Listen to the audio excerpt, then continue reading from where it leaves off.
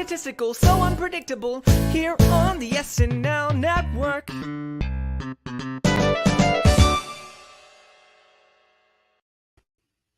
Yes, that is right. Hello, everybody, and welcome to the SNL Network's Monday Night Roundtable. My name is Jon Schneider, and I am back in the hosting chair. I am back from New York City. I had a great week there, doing a lot of fun networking, getting to talk to people who have listened to the podcast and really love everything we're doing. So great to have gone out there. It's been 2 years, and I've really wanted to get to New York. Obviously, with COVID and the border being closed, it's been a little bit crazy, but it's been fun. All I do is talk to Americans. So now I got to actually see some in person, and I look forward to catching up with more people and coming back down there as soon as I can. But, obviously we're here to talk about Benedict Cumberbatch. It's the first time in a very long time that I did not do the show right after at the Hot Take Show. So this is the first time the podcast listeners will get to hear my thoughts on the show. But you don't only care about me, you also care about our amazing panelists that are here tonight. So excited to get to talk to them as always. And joining us, a ball of energy, it is Amanda Mitchell. Amanda, how are you?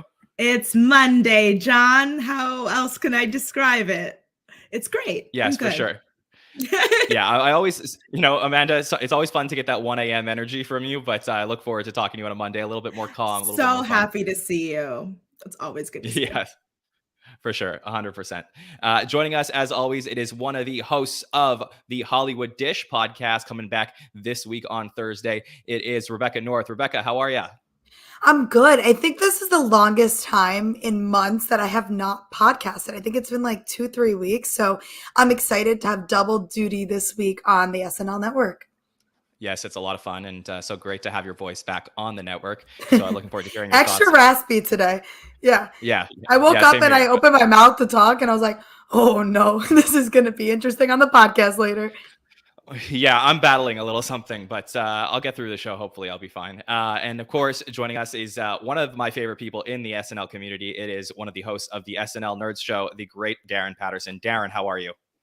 I'm doing well. The great. That's a lot to live up to. Just call me the okay, Darin. That's my lane. Don't pump me up like that, fella. Jeez. Yeah, I know. We'll put down the expectations, and then you're gonna blow everybody away during the show. So we'll do that, Darin. That's how I roll. Yeah, for sure. Okay, so let's talk Benedict Cumberbatch, and that's how we start off our show. Is why did SNL book Benedict Cumberbatch? What how do we feel about him being booked for the show again? So we know when I saw the name pop up, for the card back in the Lizzo episode, I thought to myself, I was like, Benedict Cumberbatch. Okay, I know him from all the Marvel stuff. He's hosted before. What do I remember from his episode? And I was like, not much, because he really came in the week before, in my opinion, SNL changed completely. And obviously the world changed too, because it was the week prior to the 2016 election. And I do remember his episode, obviously, it was right when the Cubs won the World Series. I'm a Cubs fan. So I remember that. I remember Dana Carvey as the church lady. But really, we're talking about a host who I think was a very solid host, but was overshadowed in his first time on the show by, everything that was happening in the world. So the question was, it was like, Doctor Strange, the biggest movie in the world, why have him back now? That would be the reason. But as an SNL host, was he good enough to be brought back for the second time? So Amanda, let me head over to you. What were your thoughts when you saw Benedict Cumberbatch being booked for the show? So this was one of the rare times in months that I've caught the show live. I was on holiday upstate to brag, but I was like, oh, and I watched most of it, and then I woke up the next morning and I went, did I watch that? And then I watched it again today, and I was like, did I watch that? And there were bits and pieces that I deeply enjoyed and I thought were funny, but I think as a host, this could have been. No, I'm not going to take it back. Actually, I thought he did a very good job as a host. I think he did a better job. Yeah. I think now that I really think deeply about it. But are you a fan of Benedict Cumberbatch, like even before the episode? I don't have any opinion about him, East or West. Yeah. Is that not the weirdest thing in the world? It's like I've been reading so many reviews. I've been talking to some of the listeners and stuff. He's like the most, I don't know, middle of the road. Like nobody has a strong opinion. Rebecca, do you have a strong opinion? No. From what I gathered, I obviously know who Benedict Cumberbatch is. I know nothing about him. I don't intend to learn more about him either. I learned nothing more about him from the episode. It's just super interesting. I mean, I guess now I learned from this that like we do blame him for the 2016 election, obviously. And I literally feel exactly as you did, Amanda. Like I didn't watch it live. I watched it yesterday and I stopped and I was like, what happened? I went back today and like rewatched the sketches and I'm like, I don't remember his contribution to any of the sketches in particular either. Like it was fine. He did a fine job, but like he's so mediocre. Like, sorry, Benedict, but like that's the only word I could use. Yeah, I feel like there's a term that people use called a Benedict Arnold. I feel like a Benedict Cumberbatch is when somebody doesn't have an opinion on something. That's what we're gonna do. It's just like pure middle of the road. Maybe that's the term we're gonna be using from now on. Darin, I mean, obviously, I know you watched Benedict Cumberbatch's first episode, so were you excited to see him come back to the show? Yeah, I mean, I guess I got to stick up for my boy Benedict here. Yeah, I was really excited to see him come back. I mean, I'm aware of his work. I was a big fan of the show Sherlock that he had on a few years back. That was really good. Remember his work on with a Star Trek movie. I think it was like the second one. That the names escape me. But yeah, I know he's like a solid actor. He's like I think he's mostly known for like serious stuff. So to see him come and get silly, like it's always a welcome thing to see. I think that's like a lot. That's like a new thing now, where actors who are known for being like serious, dramatic actors, they get to show off their silly side and show they have a sense of humor when they host SNL, like John Hamm or Oscar Isaac or Adam Driver or something like that. So I think that's like a new. I don't know if it's a new trend or not, but it's always good to see that. Oh, he's known for this one thing, being a super serious, dramatic actor, but he's also can be a goofball too. So yeah, I was looking forward to this episode. Was he a goofball? I would never have described him in this episode as silly or a goofball. I think he was having fun. I think he was having as much fun as a man with the name Benedict Cumberbatch is capable of. Yeah, I think that, so my question is like sometimes when we don't have strong opinions on the host because they didn't necessarily like elevate all the material or whatever it was, we end up thinking to ourselves, like, could this person be a part of the cast? Because I am looking for ways to compliment Benedict Cumberbatch because I certainly don't think he did a bad job. And, obviously we're going to talk about the cold open in a few minutes, but, I sort of feel that Benedict Cumberbatch could be part of the cast. And maybe that is part of the reason why they would put him in a cold open or put him in 10 sketches. Like he was in a lot of sketches this particular episode. So Darin, would you like in another world, could you imagine Benedict Cumberbatch being a part of the SNL cast? Yeah, I could see that. I mean, he seemed to get along with the other cast members well. He seemed to flow nicely with everybody else.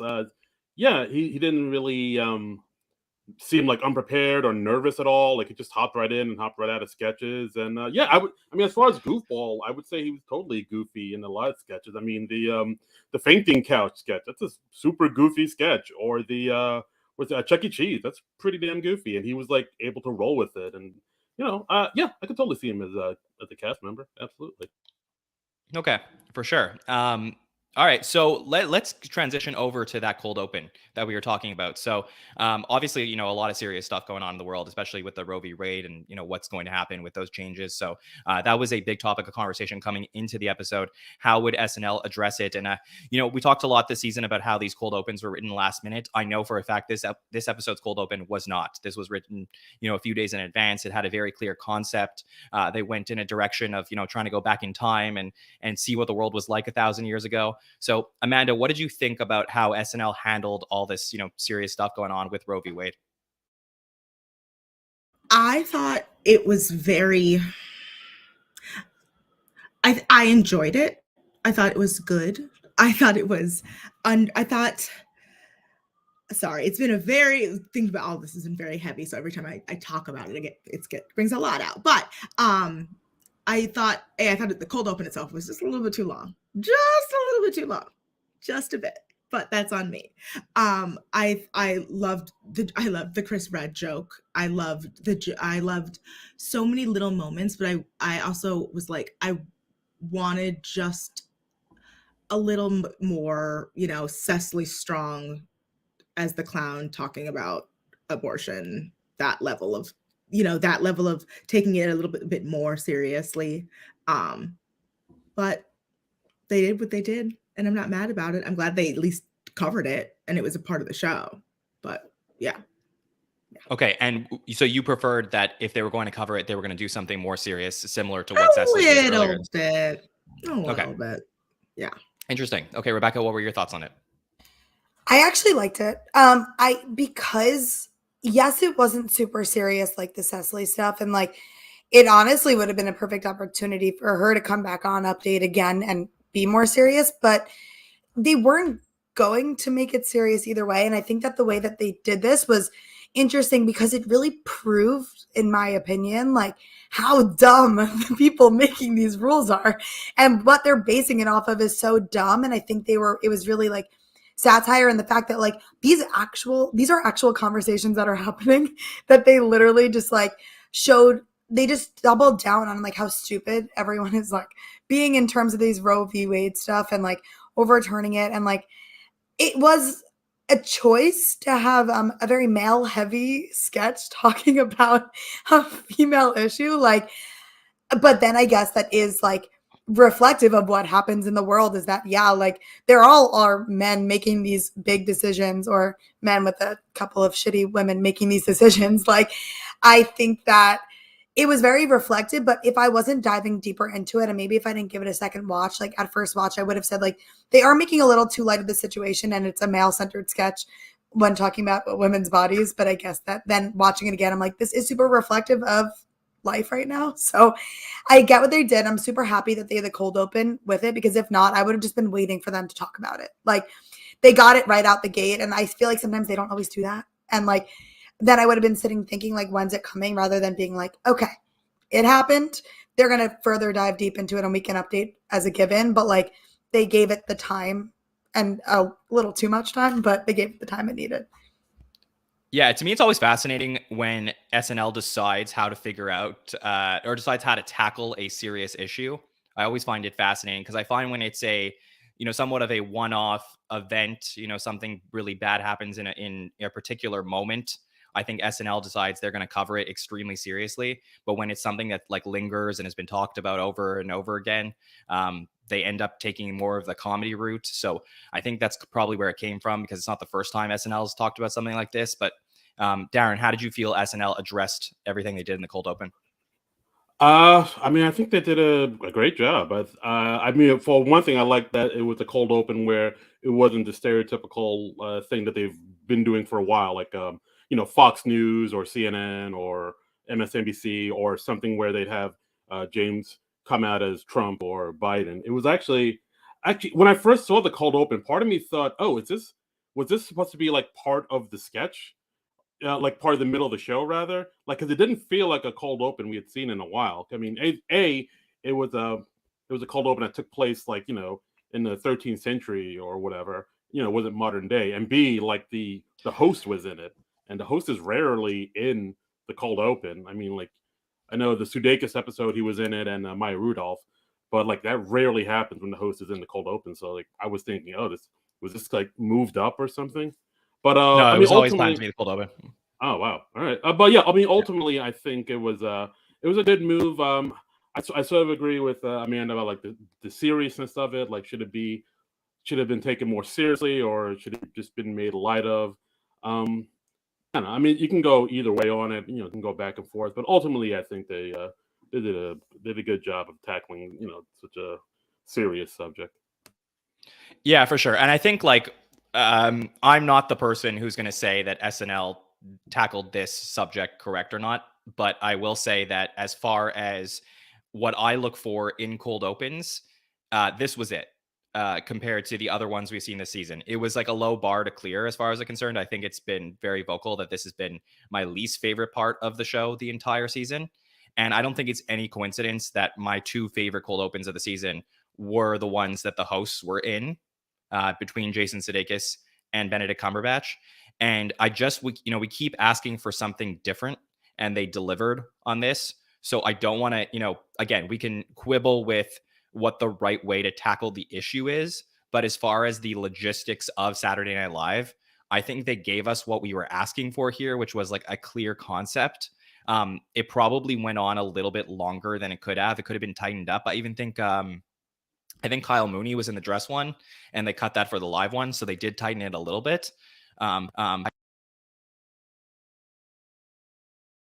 Open up on a concept with Steve Higgins reading out going back to 1,000 years ago. Like, that was great. That was exciting to start the show. So we did ask our listeners. We said to them, do you want to see hosts appear in the cold open more often? And I'd love to go to the panel and get their opinions on that. So Amanda, what do you think? No, I like it when it's a fun little surprise, a little treat. You know, I don't want to see them. I don't want it to be a fun little thing all the time. No, I want it like once in a while. A musical guest, sure.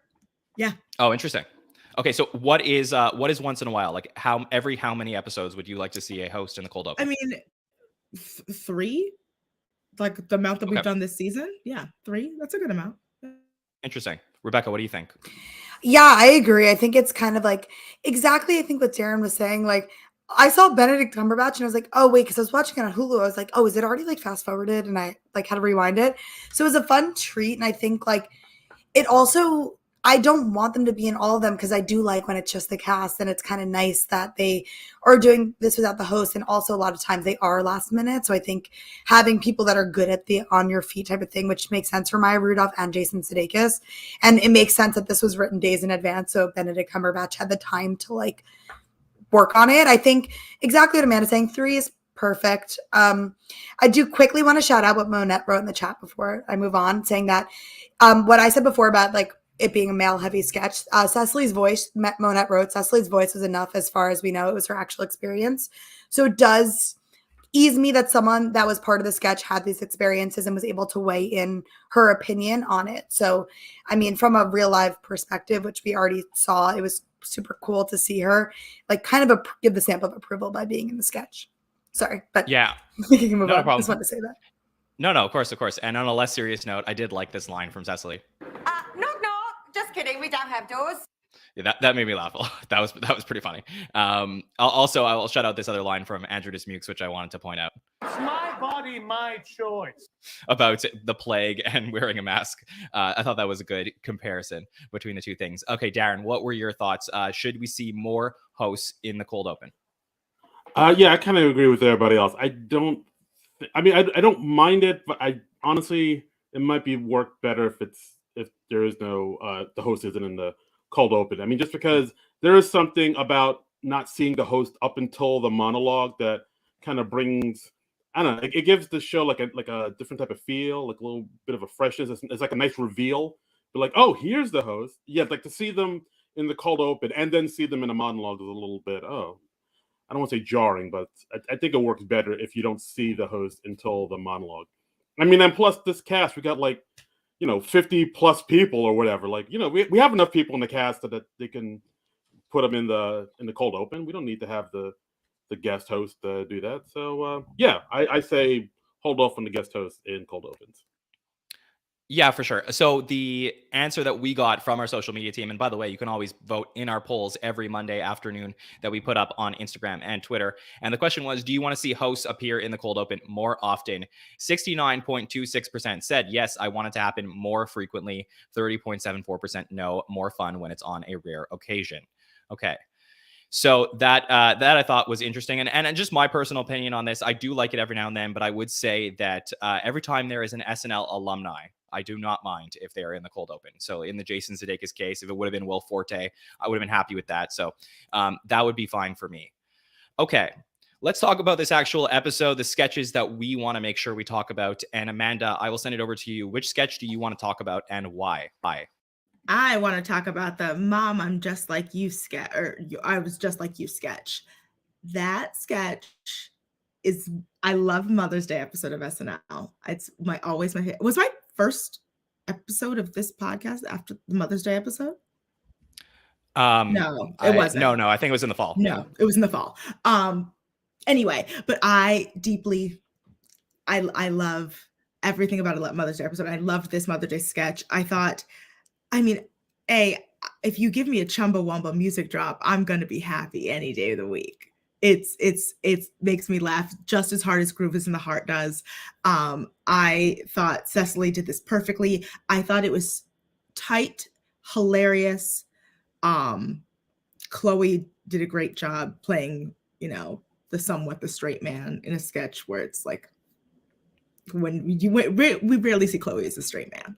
And in general, I just thought there were so many beautiful constructed moments. The back and forth in the back and the virginity in the back seat of the car with Bowen and Mikey. It was Mikey, right? Yes, it was. They're both Blockbuster Video guys. Yes, exactly. And it was a Blockbuster Video, which is also a reference I will always die for. And again, I do think they didn't need Kate McKinnon coming in as the grandma at the end necessarily. I was happy to see it. It was good. I liked the little David Bowie fangirl moment, but I kind of expected it to come. What, you didn't like this? I love you, David! Take my candy! I thought that was funny. I thought it was hilarious. No, I thought it was great. And then I was waiting for that. I was like, at some point, grandma's coming in. It's going to be the same bit. End of sketch. But I thought this was knockout out of the park. Hilarious. Great. Okay. Yeah. I really love this one too. Rebecca, let me get your thoughts on it. Yeah, I thought it was great. I mean, I thought they could have made it like a little funnier because as it progressed, the jokes were very predictable. We knew exactly, like, they didn't throw us for a loop in any of the flashbacks, which I thought there was an opportunity that they could have, like, yeah, the Blockbuster deep cut was like kind of cool, that like funny, but I wish it was more like overt, that like I don't know, it was funny and super relatable. Like, I sent it to my mom and was like, this is good. Like this is real. This is relatable. Like, I would get in trouble for stuff. And like the famous line of like, I would never talk to my parents this way. And then like when Chloe says dumbass, and then they have like Cecily going off and like to her mom. And then that the grandma like comes in, and Kate comes in and like agrees and was like, yeah, she would never treat me this way. Like, was very just like made sense as like, I do have a tight knit, like my mom and my grandma, like I talk to them all the time, and like I could super relate to this, but I kind of wish they like threw me for a loop at some point, because then as the sketch progressed, I got it. I think I know what Amanda's gonna say, but they did totally throw me for a loop with this line. You blew my roommate! I thought it was you! Oh, that's like an all-time classic line from the season. Yeah, that one was good. Darin, what did you think of Just Like You? Yeah, I thought the sketch was okay. I did like a lot of the little details that were throughout this sketch. Like like you said, like the Blockbuster Video shirts that the guys Cecily hooked up with were wearing. So I'm assuming they both work at the same Blockbuster. I'm sure there's a story there. I like the fact that like when she was dancing the Chumbawamba doing keggers, there's like a movie poster of Dick Tracy in the background, like the Warren Beatty movie Dick Tracy. Just like little. Yeah, we also had like Olivia Rodrigo and Harry Styles posters behind Chloe as well. Yeah, and I also remember, like, I forgot to mention on my podcast, but I saw that in the hallway, like when they were flashing back to when Cecily was a teenager, you see like a picture, like a framed picture of Cecily Strong as an actual teenager in the hallway. I thought that was like a nice little touch. Yeah, like I think it was from probably that Jimmy Fallon, due to my twin bed sketch. So there was like a lot of little details here and there that I liked. Yeah, I enjoyed the sketch. It definitely kind of reminded me of the sketch they had like during the Eddie Murphy episode or the Matt Damon episode, or I believe the Ed Thompson or Amy Schumer episode, where it's they kind of present the scenario and then they flash back to what actually happened, back in their day. And I don't know, I thought it was sweet. It ended on a nice little sweet Happy Mother's Day note. I thought it was nice. Yeah, we'd seen this before, this exact concept of flashing back to things before, but I'll tell you why I like this one so much better than the other ones that I've seen. And it was because, and again, I don't mind if a sketch isn't meant for me, like if it's about a mom and a daughter and I just can't relate, that's totally fine. But I think that I always enjoy when SNL tries to do something that's a little bit for everybody, like everybody can get it. And I think that's what this was, because it was more about growing up and then pretending to your kids that you weren't the way that they are. And I think that doesn't have to be a mom and a daughter. That could be a father and a son, or a father talking to his daughter. It could be anybody. And I think that that's what was so cool about this. Even the grandma talking to her granddaughter, it just made you feel like this was something that everybody could relate to, so that, it just doesn't have to be Rebecca sending this to her mom or her grandmother. like I could send this to my mom. Like that's what really worked for this one better for me. And I thought that this was the beginning of an amazing night for Chloe Fineman. And it's been all season. We've been waiting to, see a Chloe breakout episode. And this was it for me. This was an amazing episode for Chloe. So I was just so incredibly amazed by some of the stuff we saw from her. So really, the mom, who was really known as Sloppy Sandy. Yo, it's not a party until Sloppy Sandy pukes. I love that. That was great. So there's a few really, really good ones here. Yeah, just a great pre-tape, and I did like that it was heartwarming at the end, but the jokes here really just kept flowing for me. So I can't wait to rewatch this one again. Okay, Rebecca, heading over to you for the sketch that you want to talk about. I would love to talk about the Understudy, kind of just branching off of your Chloe Fineman. I come on here on all the recaps and like, I'm a Chloe stan. Like from even before SNL, I was following her and her career. And like, I even said, I actually think a few like roundtables back that like, I was actually kind of disappointed with like the trajectory of Chloe. And I felt that she kind of carried a lot of the SNL at home. And like having this Understudy sketch like cemented that like, they do appreciate her and her incredible talents. Like she was able to do almost perfect impersonations of all the cast, like female cast members on the show. And like, they did it in such a creative way that like was just so simple for her, like such a simple concept that like just really paid off, I think. And like her impressions never cease to amaze me. And I'm happy that there was a like kind of like an SNL at home type of time for Chloe to shine and just like rattle off these impersonations she's been like being able to do. And I really I hope this made people love Chloe the way that like I have for years. And it was just so funny and just incredible like talent to do it. And even the lines of it were funny. Like, oh, no one's asked me to be the Understudy, but no one has asked me to not. And then Punky at the end. Like, I think it was like an end-to-end, like, strong sketch. And I think a lot of times when SNL gets a good concept, they kind of kill it a little by extending it too long, like we saw in the cold open. And this was like perfectly timed, ended with a really funny joke. And like, I just could not have higher praises about it.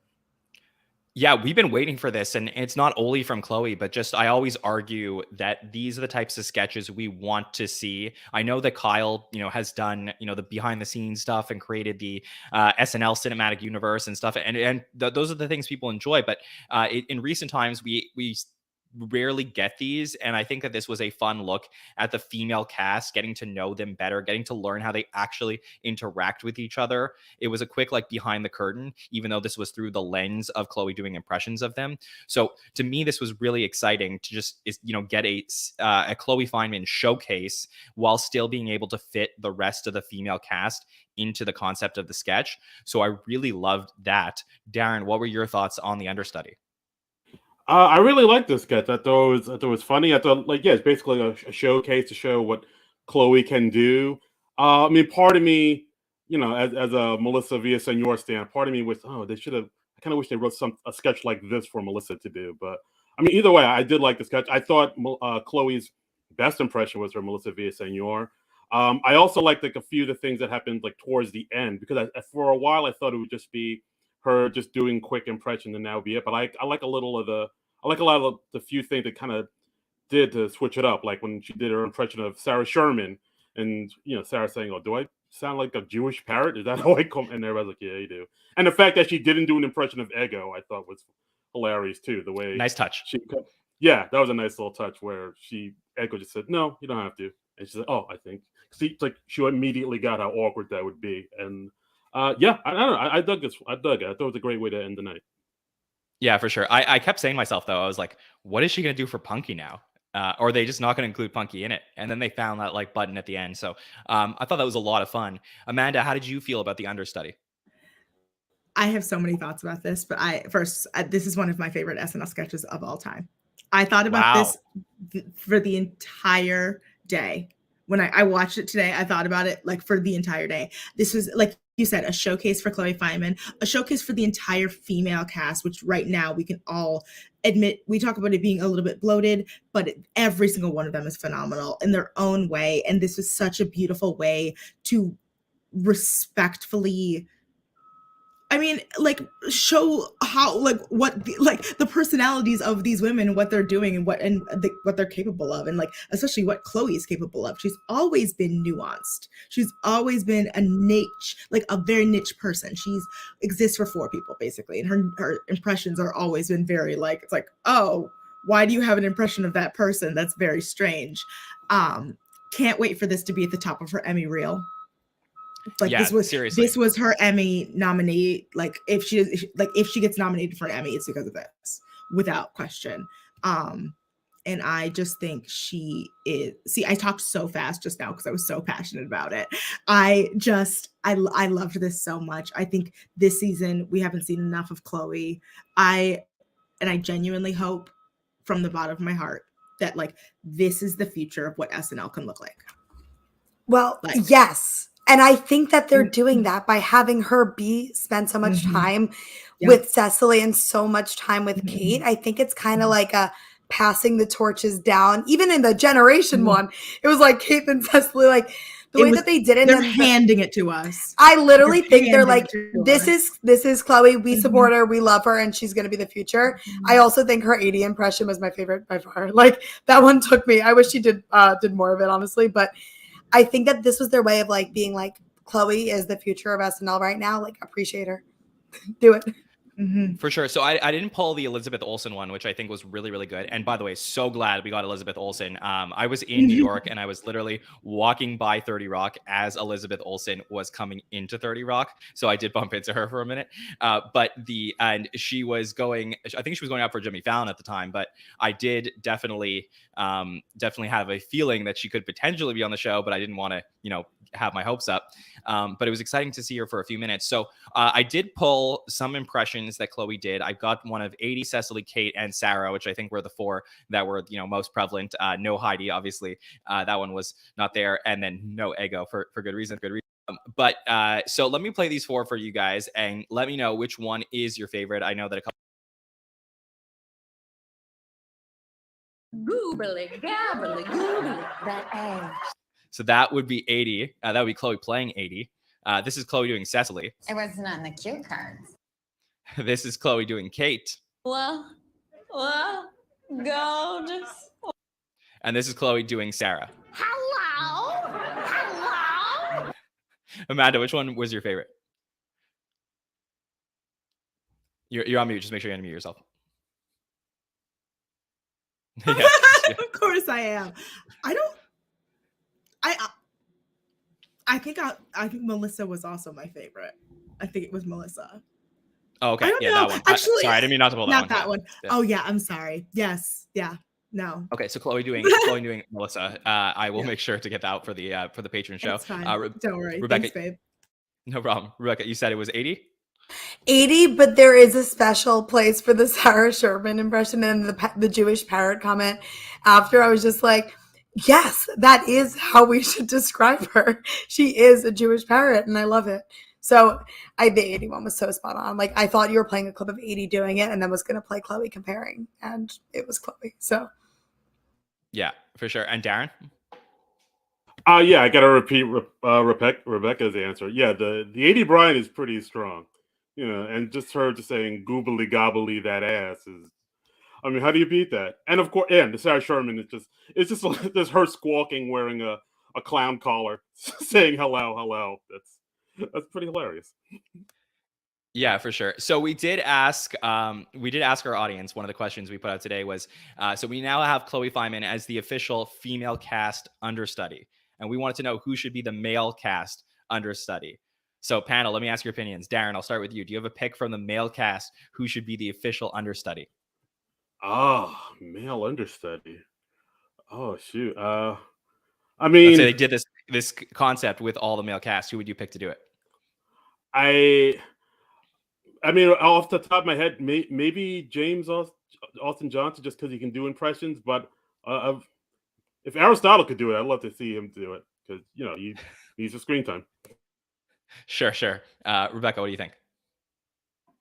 I think Kyle, because it kind of goes in the theme of Kyle's like sketches. Like I could picture Kyle in that position, but to really have the spot on impression, I do agree that JAJ would probably do it the best, but I would like to see Kyle in that position. Yeah, for sure. And Amanda? I want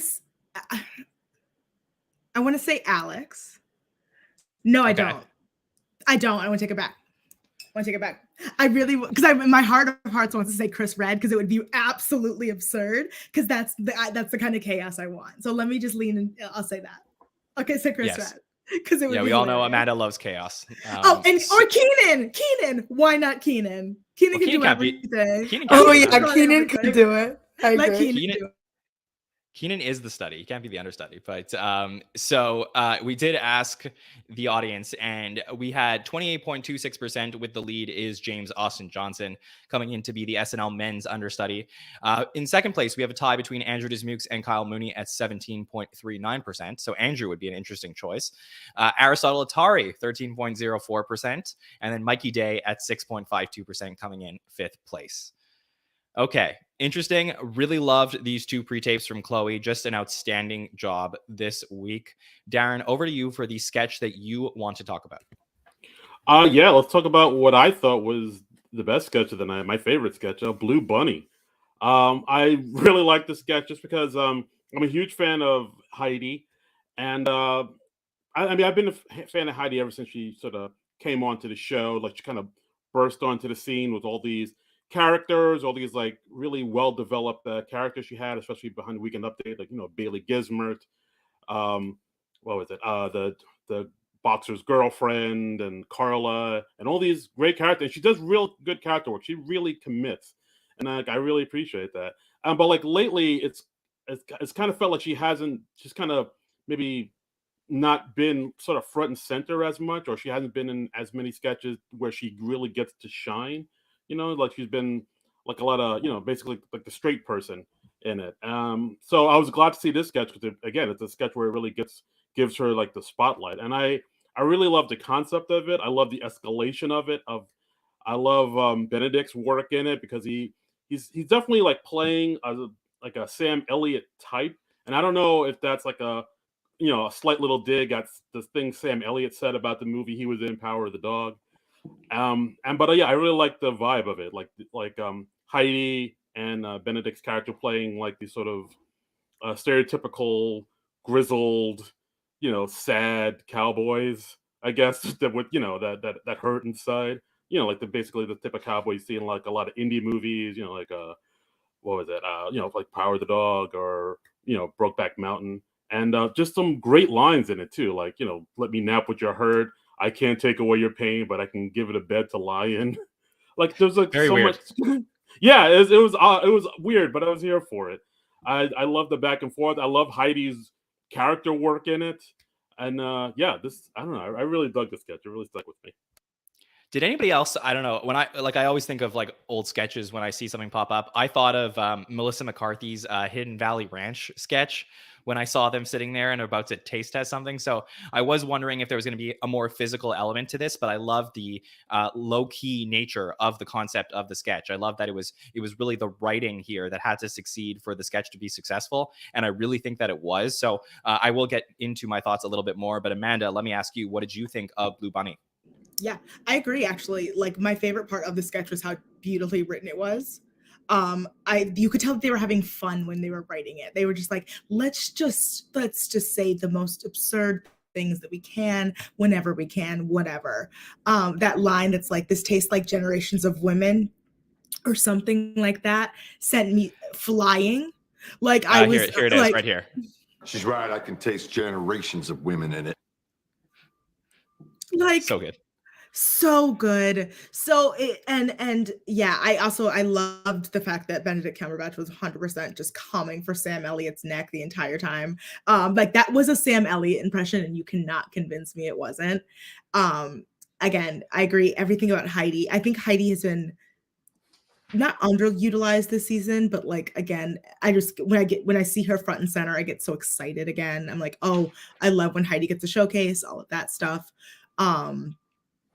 I loved it. And I loved the the way it just built. It was so beautifully structured in terms of just an SNL sketch, because like they could have just like let this run free. It could have been like the Aliens sketch with Kate McKinnon, but they let it build to something, into like a beautiful release, and I liked it. Yeah, I thought what was really fascinating about the concept of all this is that they had two crazies between two normals, or sorry, two normals between two crazies. And normally in a lot of these sketches, you're going to have the one person who's between the two crazies. And I thought it was interesting, like concept wise, they decided to put both Keenan and Melissa in the middle, because Keenan was really the one that was questioning everything. And I guess it was more like Keenan was like, why don't I get what's happening? And I guess Melissa was more just generally, I don't know what the differences were between the two of them, or why they had to have both of them. But I thought that was like an interesting concept choice. But I did love this from Keenan. Hey, I just taste ice cream. Am I doing this wrong? You nailed those lines. Like, I'm a beauty writer, and I sometimes have to write about fragrance, and I'm like, this all smells the same. It all smells this. What are y'all smelling? Sandalwood. What are y'all smelling? Vanilla. Okay, I can't. That line spoke deeply to my like. I mean, this entire sketch wrote to my like beauty writer soul, because sometimes I have to describe things, and I'm like, I don't know. It's pink. So right. Yeah, I get this. I love it. Yeah, my only question was like, did they not go far enough with it at the end? Like, should Heidi and Benedict Cumberbatch have made out at the end of the sketch, or was the fact that, you know, it was supposed to be subtle and they were going to like end the sketch while they almost kissed, was that, you know, the key to the concept of the sketch and it being smart? Rebecca, would love to hear your thoughts and your thoughts on the sketch overall. I don't think anyone wants to hear my thoughts. I'm so glad I'm going last for this. Damn, every time I'm on a roundtable, I have like a hot take that no one else agrees with. I was watching this and I fast forwarded through the sketch because I hated it. And then I was like, oh, damn, I'm on the roundtable. I have to rewatch this so I could comment on it. I thought it was horrible. Why, I thought this was like, it wasn't funny. Like, I just didn't think it was funny. That's not a thing. You can't be funny or not funny. You have to say why it's not funny. Like, what didn't you like about it? The writing and the concept. Like, what do you mean? It wasn't a funny sketch. Like, I can say something's not funny, John. It wasn't funny. When something doesn't make me laugh, I don't find it funny. And I literally fast forward. I was like, when is this going to end? Damn, like, this isn't good. And yes, the Hidden Valley commercial, on the contrary, is one of my favorite, actually. Like, I literally have it on a list of, like, my favorite sketches.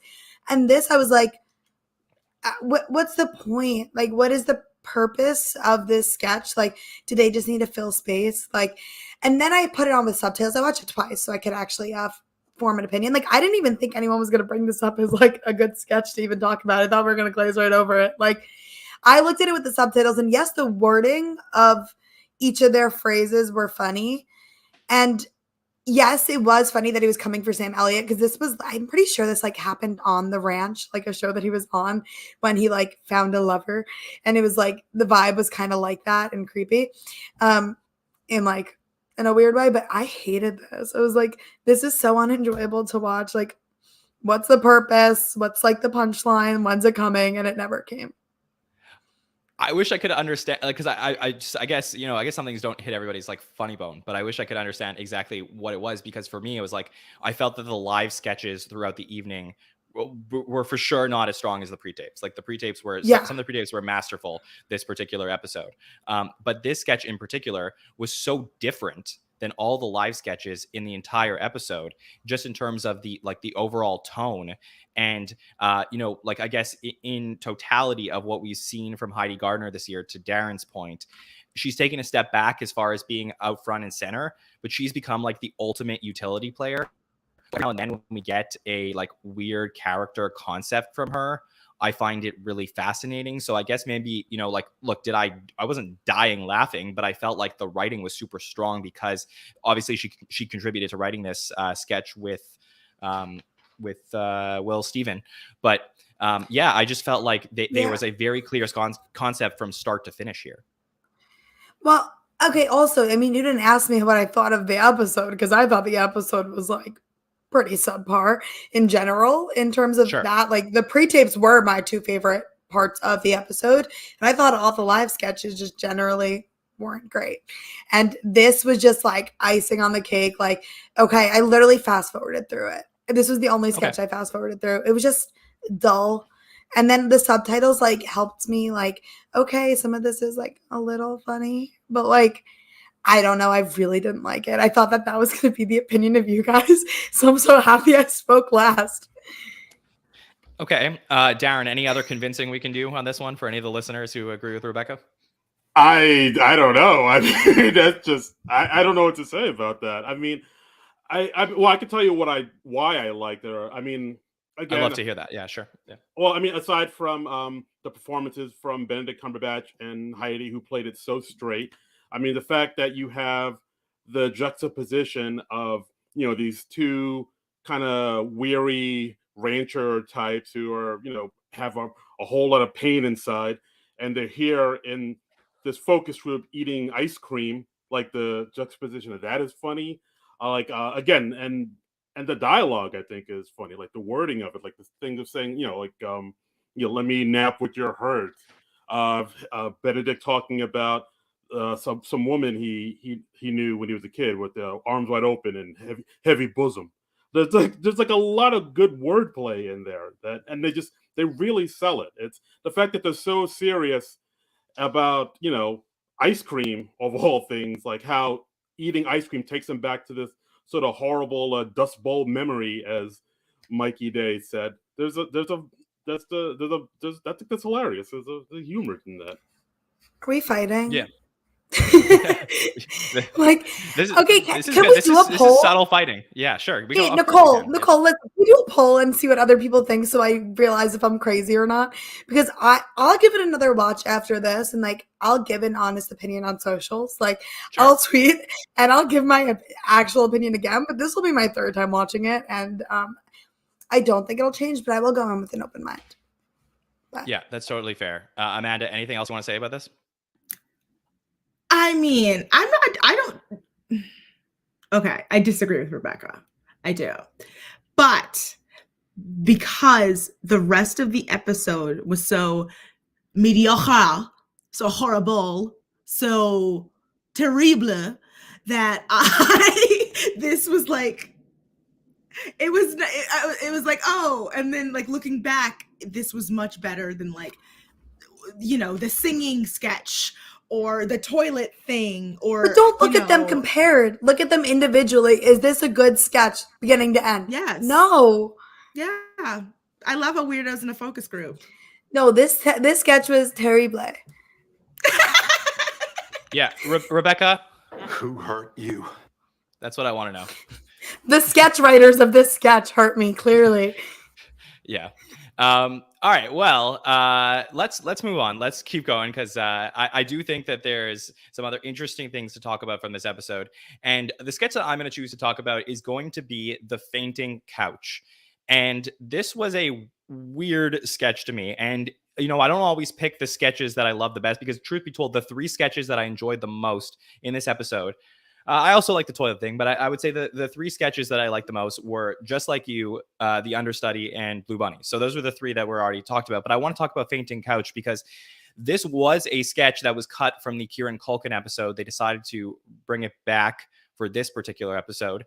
And I thought this was so fascinating because I always talk about physical humor on SNL and how, you know, we see it from Sarah Sherman recently. We talked about her comparisons and how it's something that we could use more nowadays. I also love sketches that don't have a lot of cast members in it, but something about this just didn't click for me, and I was trying to figure out what it was. And I think it was just I wish there was more to Cecily Strong just simply knocking everything over. And the reason I wanted to talk about it, and normally I may do this on the Hot Take Show, seeing like, okay, they went down one lane, could they have gone down another, was I felt like they had such a clear concept here that was missed, with Mikey Day coming out as the butler every single time with different items of hot stuff. That was like the B plot of this sketch. And I felt like that should have been the A plot. So I always love breaking down these sketches a little bit more to discuss what worked and what didn't work here, because I felt like they had something, but it just didn't connect for me on all levels. So Amanda, what did you think of the Fainting Couch? I truly had to use so many context clues from what you just said to remember what that sketch was. Oh, okay. And I know what it is. Okay. But like that, to give you an idea of how I felt about it, it came into my brain and it immediately left my brain. But now that I look about it, like, I mean, this episode in general, this was Cecily's episode, other than Chloe's episode, we already said that, but this was Cecily's episode. She knocked it out of the park. And this sketch was just, again, it was there. So I remember Cecily. I remember Cecily being great. And that's it. So like, that's my opinion on it, is that I just don't, it was there. I just, yeah. Like there was even more things I had more polarizing opinions on in this episode than this. This one, it was. That's fine. Yeah, we can get to those in a little bit. Got it. Rebecca, what about you? Is there anything here in this sketch that you could have pulled out and potentially changed? So I didn't hate it. Like I actually laughed. Oh, thank you. Okay, there you go. Am I okay? Like, No. What episode did I watch? Because I thought it was funny. Like, yeah, I'm not saying it was like a smart concept or anything. Like, it was so stupid. But this was the start of kind of comedy. Like, way back when, like from the 30s to the 60s, everything was about this. Like Lucille Ball, Carol Burnett, like this was how they got people to laugh. Like literally Abbott and Costello. Like this is literally how like people laughed. And like it was from stupid things. And I think they would have benefited from a black and white filter on it. In my opinion, like I think that could have added and put them in the context of like old comedy. Cause then yes, this would have been a lot smarter. If they tried to set it in a scene of like an old sitcom or an old like comedy movie, because that is what they were. And like, I mean, I was raised watching I Love Lucy. So, I mean, I wasn't raised like in the 50s, but I was just raised in watching I Love Lucy. And yes, this wasn't like the best sketch ever. And this took very low effort in the writing department, but I don't know. It was just them kind of like shooting the shit and like, okay, Cecily just rips down the entire set and like, yeah, it was stupid and it was just like entertaining for whatever 2 minutes was on the screen. Like it wasn't supposed to have a concept in my opinion, but I don't know. I didn't mind it. Like I laughed, I chuckled. I didn't laugh, I chuckled, but it was like middle of the road sketch. Like it was fine. What I thought was fascinating was clearly they had to break this sketch completely, like the set that they created, and they had to do it twice because they did it in dress. I'm sure they had to do it in rehearsal. So how many set pieces did they have to create for this? Because every time Cecily is breaking all of them. So I thought from a behind the scenes perspective, I'd love to hear about the creation of something like that when they do this. So for me, I always find that stuff super interesting. But Darin, how did you feel about this sketch overall? I mean, overall, I thought it was okay. Like, I wasn't too wild on it. It's a thing where I think my main issue with this sketch is there's no real escalation in this one. It's kind of repeats the same thing over and over again. It's like, oh, she faints and she spills something on Mikey Day. Oh, she faints again and she tears down the set and she spills something on Mikey Day. There was like no. It didn't really go anywhere else. I thought maybe there'd be like a little twist somewhere or something, but like it was just kind of the same thing over and over again. And like I think once I kind of realized that, I was like, all right, so this is just going to be super physical, just just smashing around the set and falling down, and like that's pretty much it. And if that's not enough to get you laughing, then this sketch isn't going to be for you. I mean, I'm no like comedy snob or nothing, but like I was, part of me was like, you are a comedy nerd. Okay. Yes. Oh, thank you, sir.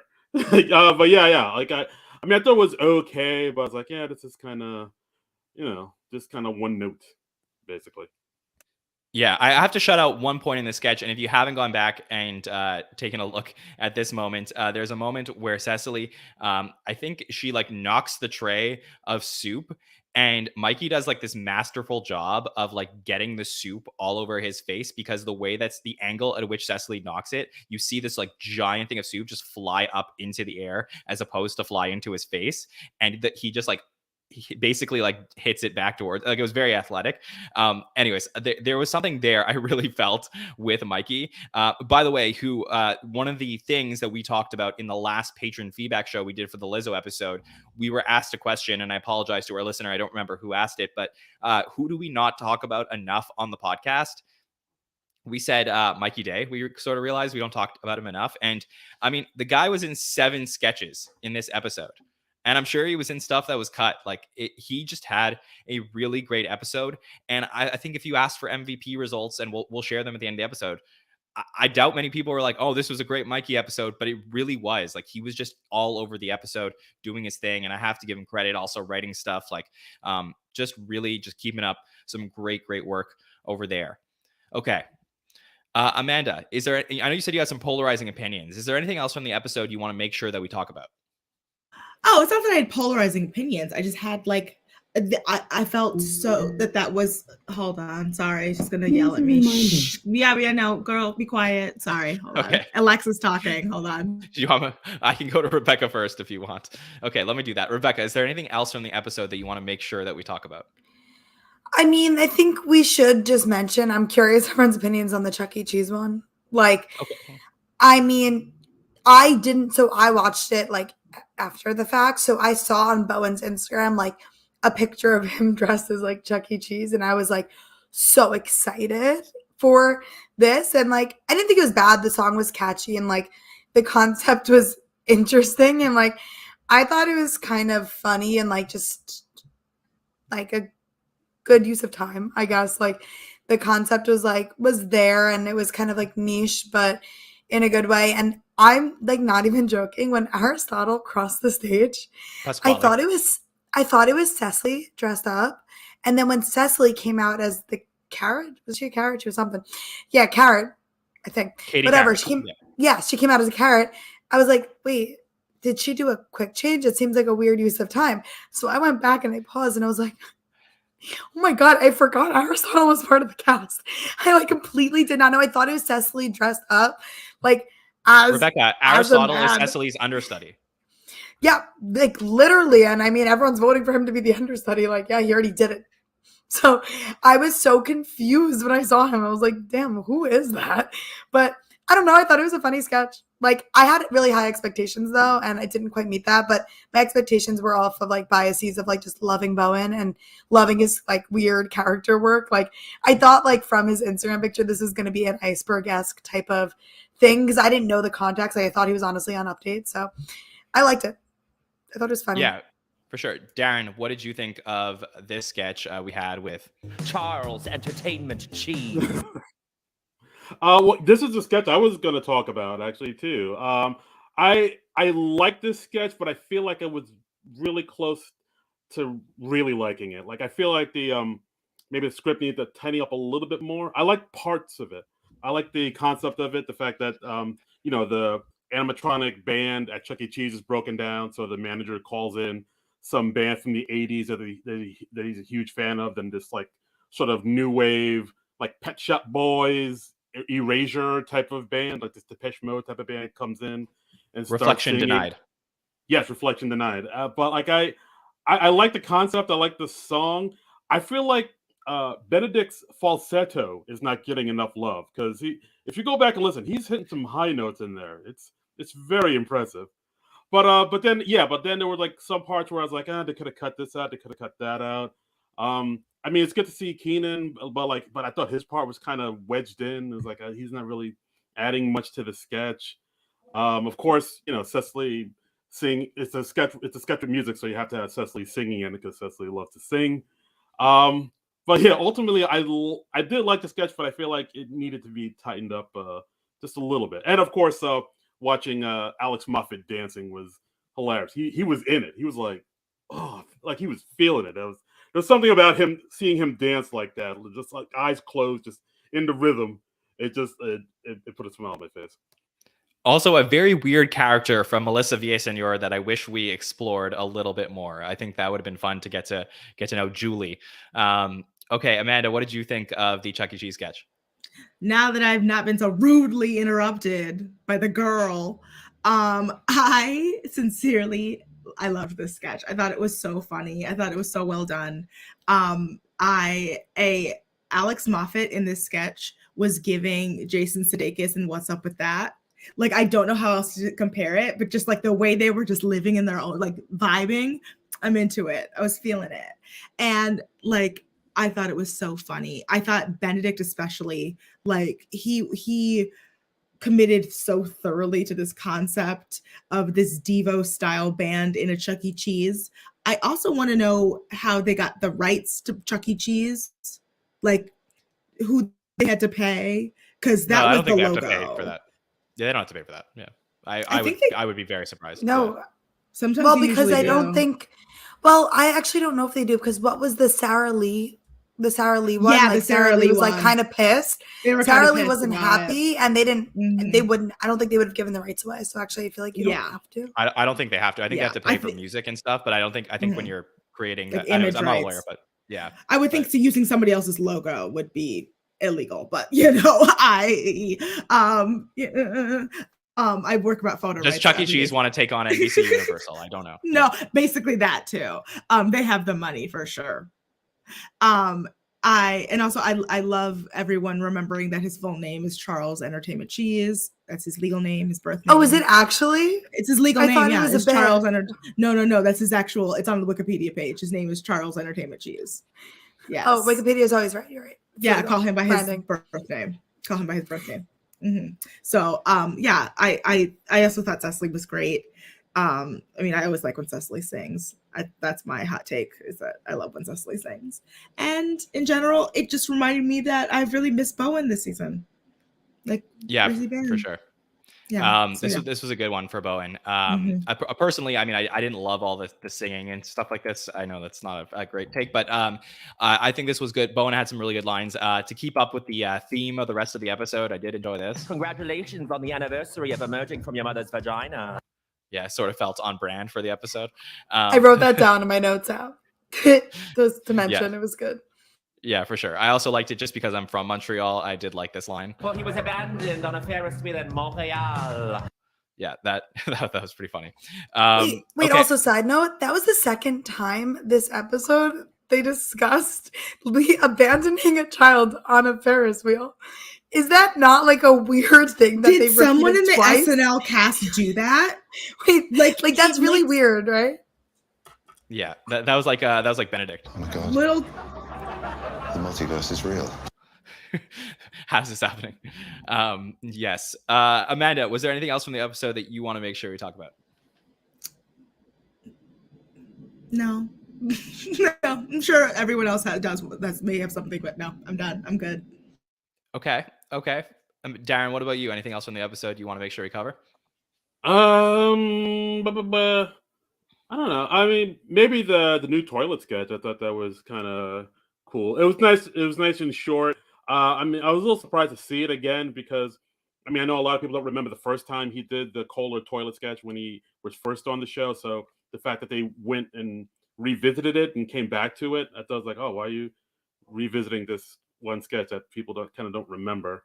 But yeah, I kind of dug it. I like the little Pink Floyd of opening with the kids in the classroom, the little the wall, and then it cuts to Benedict Cumberbatch dressed in a cool suit while Fat Joe plays, and he's drinking whiskey on the toilet. Yes, he's drinking whiskey on the toilet that leans back. I don't know. I thought that was pretty funny.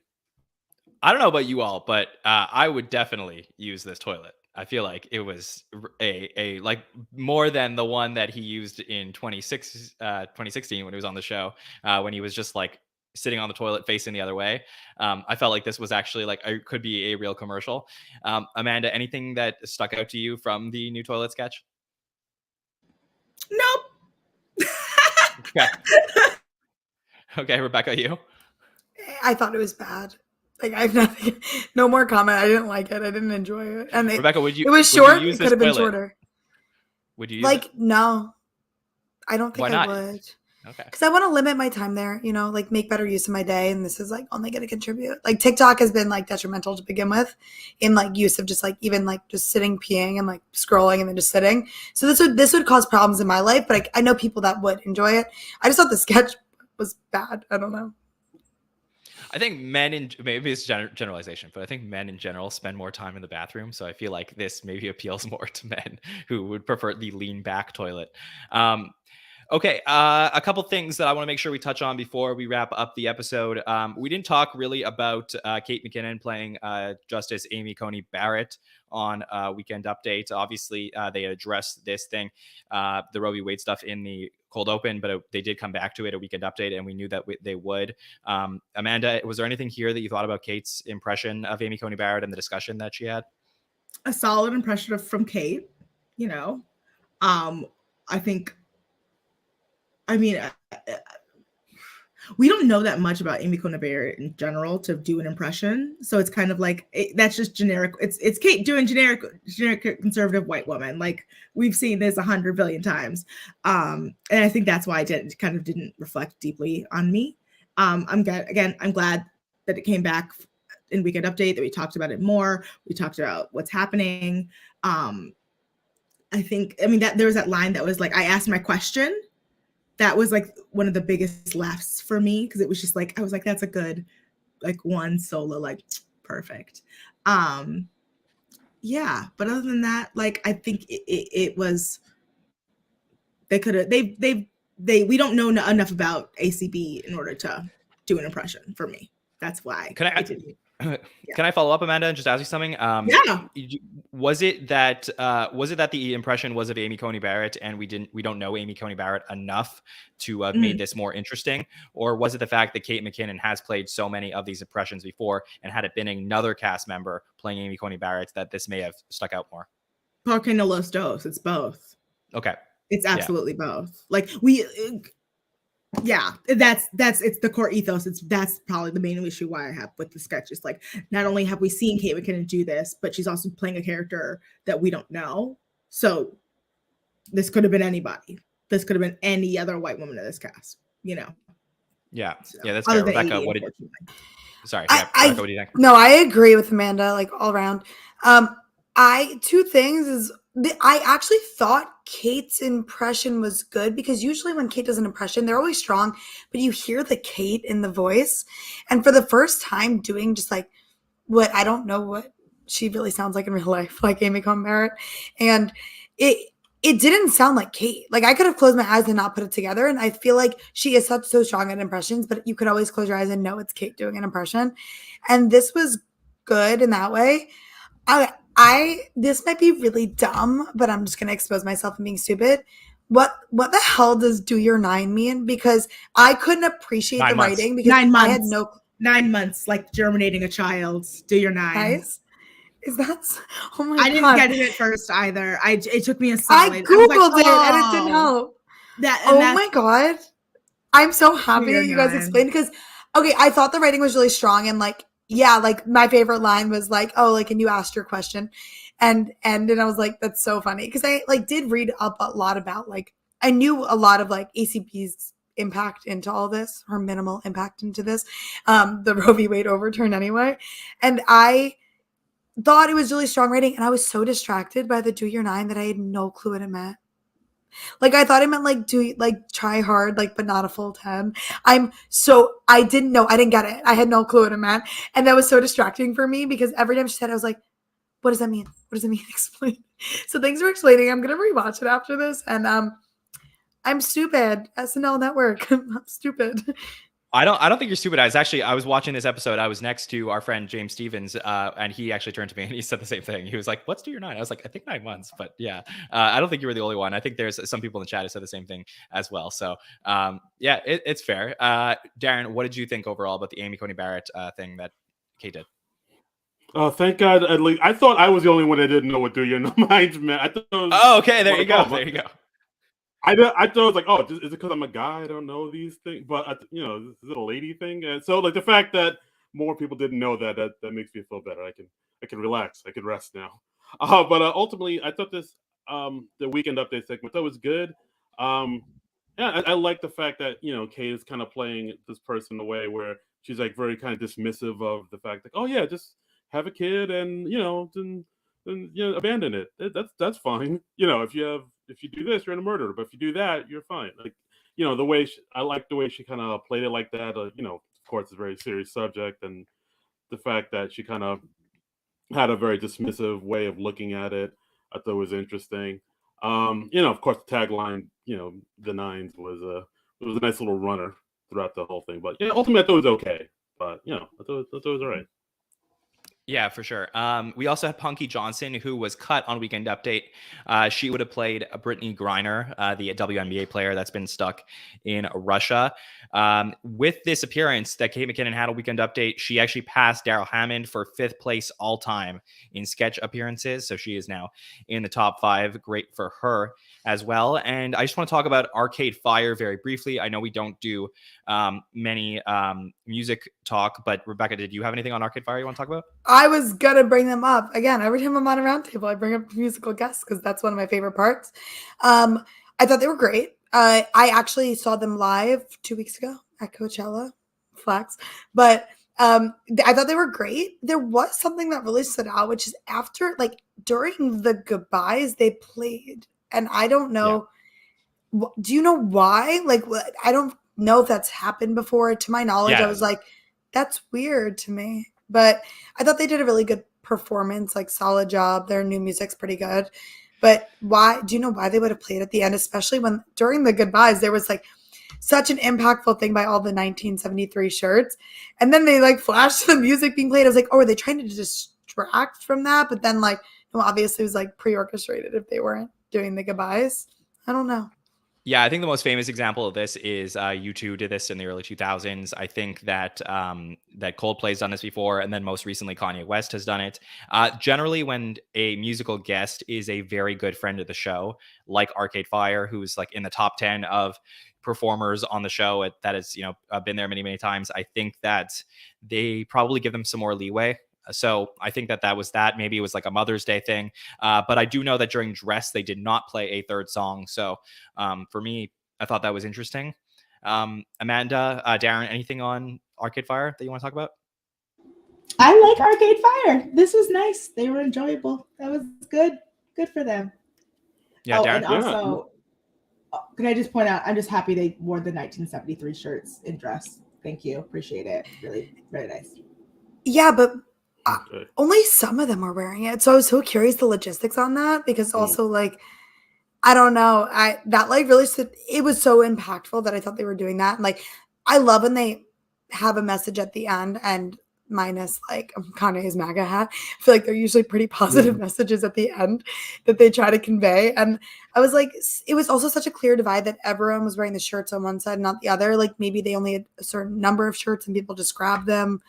But the last sketch was a pre-tape, so I feel like everyone had time to change type of vibes. I don't know. Thought it was super impactful, but it was weird that not everyone was wearing them, or it was like a handful. Yeah, for sure. Darin, thoughts on Arcade Fire? Oh yeah, I really love both their performances. I like the fact that the lead singer Win had Call Your Mom on his guitar. I like the fact that they brought in like big inflatable wacky armed men in their performance. Like I'd never seen anything like that before. And like a car wash, like outside of a car wash, they had like exactly like a car dealership type of thing. Like I just kept car thinking, dealership. I was like, how tall are those things? Can they fit those in the studio? That's incredible. But like 3 amazing performances. I think I just saw that they put the third one that aired during the credits on YouTube, so you could like watch that one now. And I really dug all the performances. They're a great band that did great music. They definitely added to the show. I was loving it.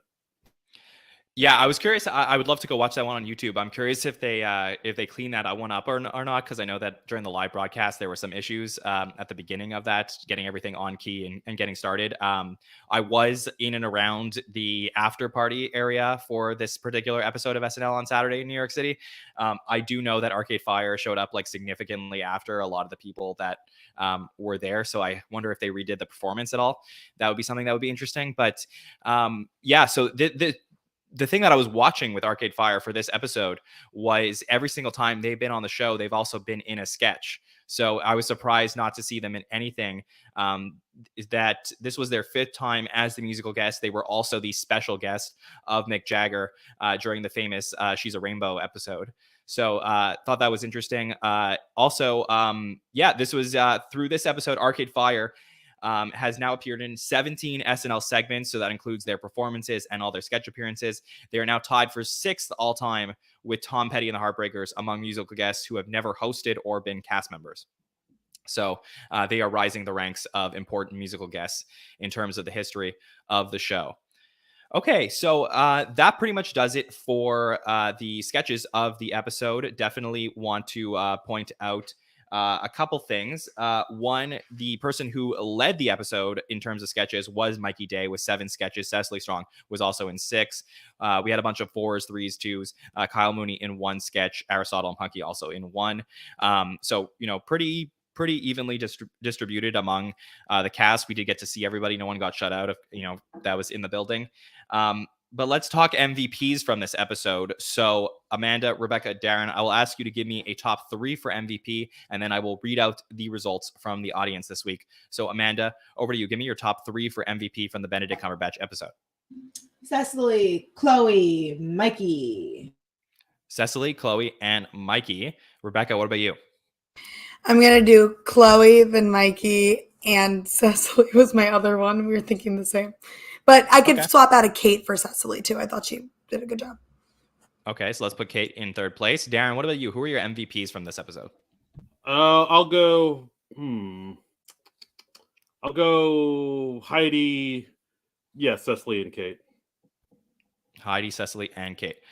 Okay, so we asked the audience for the MVP results, and this is what we got. You can always vote in these polls every Monday afternoon on Instagram and Twitter, and we combine the results. So with 28.74%, the audience voted Benedict Cumberbatch as the MVP of this episode. I didn't know that was an option. Yes, it's always an option. It's anybody who's on the show. So sorry, I didn't. You rigged the game, Schneider. Sorry, I stand by my choices. I knew you guys. You got to listen to the roundtables. You can pick anybody. So yes, Benedict Cumberbatch was the MVP as voted by the audience. In 2nd place was Chloe Fineman, which I totally agree with. I think was the MVP, even above Benedict at 24.14%. Cecily Strong comes in 3rd at 6.9%. Kate McKinnon comes in 4th with 5.75%, and then Mikey Day comes in 5th with 3.45%. Okay, that is it for the Benedict Cumberbatch episode. Obviously, we'll be talking a little bit more about it on the Patron Feedback Show and sharing our thoughts as we wrap up the week and go through everything in SNL social media. So that will be on Wednesday. But for now, let's look forward to next week. Coming in for the first time to host is Selena Gomez. She was the musical guest back in the day in season 41, January of 2016, with host Ronda Rousey. But I obviously have seen every episode of the show.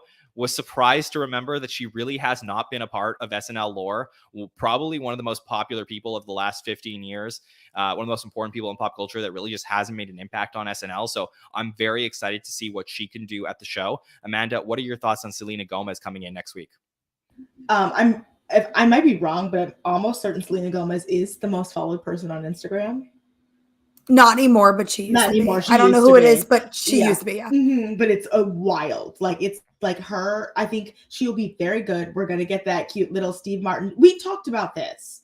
We're gonna get that cute little Steve Martin Short cameo. That they're gonna boppity bop it up in there. It's gonna be nice. I think it'll be fun. I've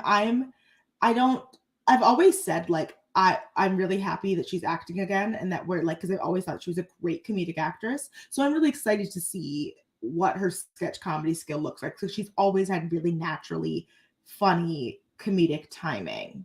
As a person who watched every episode of Wizards of Waverly Place, so I'm excited to see. What happens, and I think if she does it right, it'll be good. Yeah. I'm wondering what her her monologue is going to be about too, because I don't know. Yeah, it'll be interesting to talk about. Obviously, she has the 2nd season of her show with Steve Martin and Martin Short coming out in June. Will be interesting to see if they do any promo or anything to do with that. But obviously, Selena Gomez, has had so many pop culture moments over the years. So it'll be interesting to see what they do decide to reference. Rebecca, what are you looking forward to with Selena Gomez coming in next week?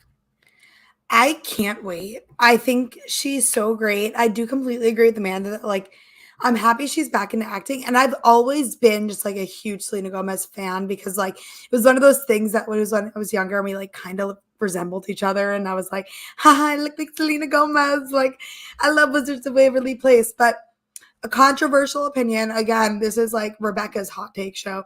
I don't know who decided she was a good singer or who told her that because like she's not. So I'm happy she's not at all. No, she's not a good singer. Her music's not great, but she's not the musical guest. No, but she's a great actress. So the fact that she does have such a hit show with major players in comedy, I was sus before it, and I was like, she always has that like snarky, quick wit humor and like sass to her. And I was like, how is this gonna like play off on Only Murders in the Building? And it was great. I just like cannot be more excited to see her. And also Post Malone. I don't know how he's never been the musical guest before because this is probably, since he stepped onto the scene, the most like low key he's been, in my opinion. Like he was such a huge player, and I mean he still is, but like no new music in a while. So I'm excited to see. I don't know if this means new music's coming out, but it's like a stacked lineup. Like when I saw it, I was like, this is gonna be my favorite episode of the season. I just know it. Yeah, I think that the expectations for this episode with Benedict Cumberbatch are were a little underwhelming. I think people were like not sure what to think and apprehensive about the episode. But I think the expectations for next week are much, much higher. Darin, are you looking forward to seeing Selena Gomez host next week? Yeah. I mean, she's somebody who's had like a ton of experience in front of the camera. She's been doing it since she was a kid, like Wizards of Waverly Place. I believe, wasn't she on Barney and Friends when she was a kid? Maybe they'll do a sketch about that. Yeah, with Demi Lovato. Yeah, wow. Okay. Wow. Be a cameo. All right, so yeah. That's where they met. See, Oh, we wow. have a generation. Wow, okay. I'm getting schooled here. Yeah, it's like, maybe they'll do a Barney sketch or and she is really funny on Only Murders in the Building. So I'm really looking forward to seeing what she can do. Like she's I don't know. I mean, she's done like a lot of camera work. She's done a good amount of comedy. I know people may just know her as, oh yeah, she was a singer or she used to date Justin Bieber or whatever. But so I'm glad to see that she's hosting the show and get to really show what she can do. I really think she's going to knock it out the park. Yeah. Rebecca, do you know if Selena was dating Justin Bieber when he hosted the show in 2013? Were they still together? Yeah, I'm pretty sure. Yeah, because 2013 was like there was something that happened with them, like backstage at SNL, like very famously. And I don't know why I know this because I was not into this fandom, but that definitely like there was some drama that happened. Interesting. Justin on SNL. Okay, that's really interesting because I would think that if she was there for the week when Justin, or a part of the week when Justin was hosting the show, that she's been around, she knows like, how the whole process works. It was, almost 10 years ago, but I think that would be an interesting to look at. Rebecca, do you have any details about this? Would be if she was dating The Weeknd during any of the times he came on the show. Nothing's coming up right now when I'm looking at it, but I think all the results are clouded with a lot of like the news about her being on the show right now. Yeah. So wait, this is SNL. Ronda Rousey, Selena Gomez, and Justin Bieber. So Saturday Night Live featured Ronda Rousey and musical guest Selena Gomez, alongside with Kate McKinnon doing her Justin Bieber impression. Okay. Well, we'll try and figure out maybe what that whole deal was. We'll talk about it in the Patreon feedback show. I do know that she was there this season when Taylor Swift was the musical guest, so she was in the building like earlier then. So we'll try and figure that out as we go through, and we'll talk about it on the Patreon feedback show. One of the things we do want to talk about tonight before we wrap up is the finale of SNL, and I think this is really fascinating that SNL has still not booked the host for the finale of the show. They're still working on that, so obviously looking for a particular name. Hopefully we'll find out who that is this particular week. But we did ask the audience, we said, who are you hoping to see for the finale? So before I give those results, I'll go around the panel to pick a host for the finale this season. Darin, let me start with you this time. Do you have a host that you'd like to see come in for the finale? Yeah, I mean, who I think is gonna be, I mean, as far as hosts who I'd like to see, I mean, there's like, a ton of people I'd like to see, like Catherine Hahn and stuff. But I think who it's gonna be, like I saw Monette Marathi tweet this a while ago. It's like she thinks like it's gonna be Harry Styles and he's gonna pull double duty, and I think that's a pretty solid bet. Like there's Like, I know he has a movie coming out with Florence Pugh, and he has an album that either just came out or is coming out. Like, I really think there's a good chance that that's going to happen. So I'll go with that. Yeah, it That could was be my host or musical. prediction. Which In one, the Rebecca? thing, double duty. My prediction, like when we all like did it on Twitter and everything with the SNL Network, was Harry Styles doing double duty. So I will be brainstorming another thought while Amanda gives her answer. All right, Not Amanda. to put you on the spot. Yeah, it could be host or musical guest. Anybody you'd like to see for the finale? Okay. Thinking of what's coming out, it's likely probably going to be John Hamm. But Tom Cruise, Natalie Portman. I would love to see Natalie Portman come back because she has Thor coming out this summer. Like there are, I thought of somebody else really good, like earlier today, but like mostly that. Maybe Jeff Goldblum because of Jurassic Park or Jurassic World. Yeah, he has hosted the show a couple times before. Yeah, so those are my picks. I think the Harry Styles guest is good, but I'm pretty sure he's touring, guys. Yeah. I don't think his tour is bringing him back to New York anytime soon. Wait, is he touring right now? Because I'm almost certain he's on tour. Okay. Yeah. Right. Yeah. And actually, there's another person I just thought of who I would love to see it. It might happen because he also has a movie coming out this summer, the movie Nope. I'd love to see Jordan Peele do it. Like get back to his sketch comedy roots and host a show. Keegan did it. Would be great. See Jordan do it. That'd be great. Yeah, back-to-back years. Yeah. Go ahead, Rebecca. I would love that. Well, first of all, I see in the chat, Deep Scan in the chat said Darcy Lynn, like the America's Got Talent winner. Like that would be so chaotic one. I had to shut that out from the chat because I've never seen such a chaotic answer than Darcy Lynn, the ventriloquist kid singer. But okay, this is a hot take and I don't think will happen. But James Corden is in the news right now for like his show being canceled and everything. And I think like maybe as kind of like a bounce back, like I'm still good. I'm not saying I want him, Amanda. I don't want him on the show, but he seems to insert himself everywhere, and I feel like that could happen. I think that really could be a case. I know Dua Lipa I'm always like rooting for her there to host this, but I really think like there is, I don't know, maybe like one of the, like an old alumni. I think that would be a cop out, but I know that Carrie Underwood was in talks to host, then backed out or said no. Let's not report anything. We don't know. Yeah. Okay. I saw rumors that that happened. So I feel like it could be a last minute and it's probably a safe bet for them to go with an alumni to close like the season and do something like that. Like if Selena Gomez wasn't, I would say Martin Short or Steve, like they could have been the ones to do it, but I don't know. Or quite possibly Tom Hanks. He's got that Elvis movie coming out in a few weeks. You know? So those will be interesting for sure. So we did ask, who do you want to see as host or musical guest for the season finale? While that, and we will get our answer hopefully later this week. Harry Styles was the number one vote with 18.83%. So Darin called that one. The Andrew Garfield fans were in, full attendance today answering that question. They came in with about 13%. Bill Hader at 7.79% for Barry. Vanessa Bayer has a new show out, 7.14%. Bob Odenkirk coming in at 5.84%, Doja Cat at 3.25%, and Kendrick Lamar at 2.6%. Probably more for musical guests, but would be interesting. That is who I knew. Someone just dropped new music. Kendrick just came out Kendrick Lamar today, and that would be amazing. So good.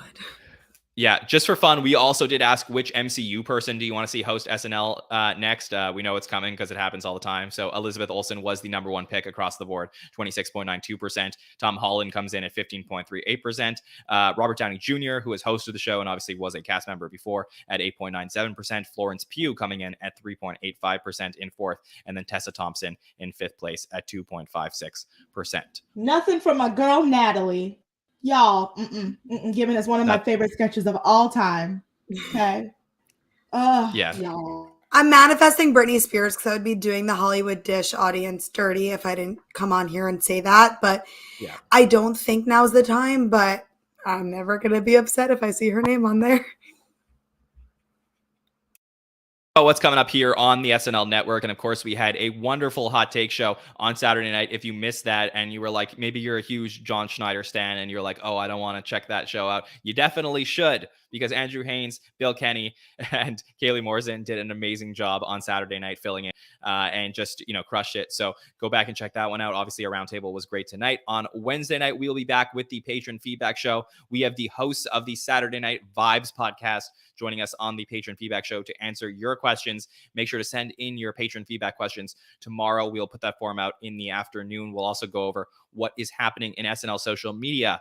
On Thursday night, Hollywood Dish is back, talking about what's happening in pop culture and previewing what is going to be happening in the Selena Gomez and Post Malone episode. So, Rebecca, tell the listeners why they should check out Hollywood Dish.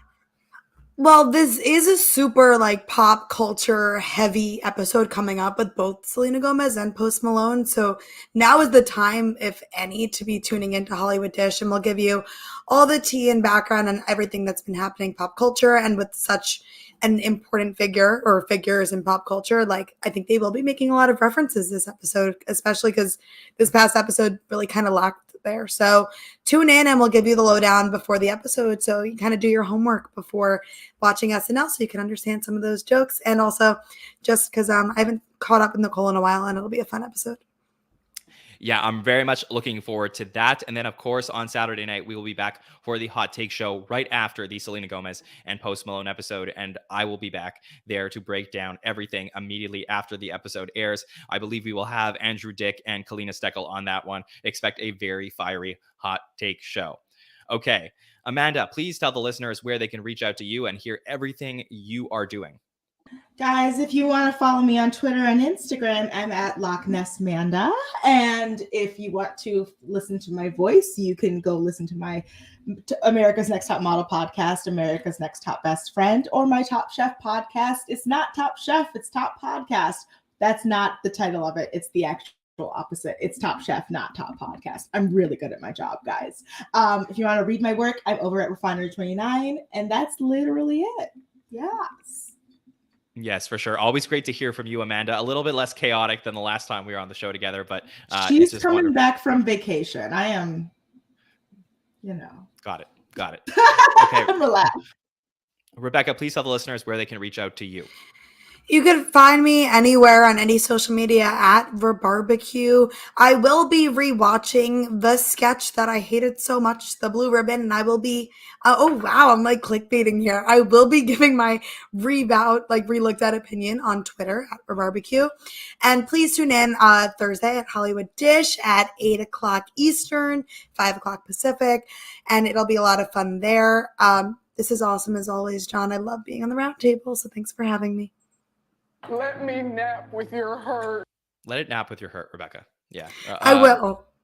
Okay. All right. Always great to hear from you. And then the man, Darin Patterson from the SNL Nerds Show. Always great to talk to you. Please tell the listeners where they can find your podcast and everything you are doing. Well, if you want to find me, you can find me on Twitter and Instagram at Darin Credible. That's Darin Credible. And yeah, I have a podcast as well. I do it with my buddy John Trumbull called SNL Nerds. We break down each episode. And when the show isn't on, we'll have a guest on. We'll talk about an SNL related movie. We've had people who have been on the show, behind the scenes stories. We're going to try to book more of that, in the summer months. Try to, have more of our friends on and just talk SNL and just blab away and go on tangents and all types of madcap buffoonery. It's a blast. So you can listen to us on the Non-Productive Network, non-productive.com. And you can follow us on Twitter at SNL Nerd Show. For sure. Make sure to check that out. And to find everything we are doing at the SNL Network, you can follow us on Twitter, Instagram, TikTok, or Facebook. You can find me at Jon Schneider 24. If you would like to reach out to me, make sure to subscribe to the podcast on YouTube, Apple Podcasts, or Spotify. I'm so happy to be back behind the microphone, getting to talk to you guys about Saturday Night Live. I hope that, thank you for bearing with me tonight. Like I said, I'm recovering from something, but I'm doing good. I'm excited about SNL. We're going to have an amazing rest of the season. And of course, I will be back on Wednesday night for the patron feedback show. So make sure to join us then. All right. For Amanda, Rebecca, Darin, and everybody in the chat on this Monday night, I appreciate all of you. We will see you next time, everybody. Have a good one.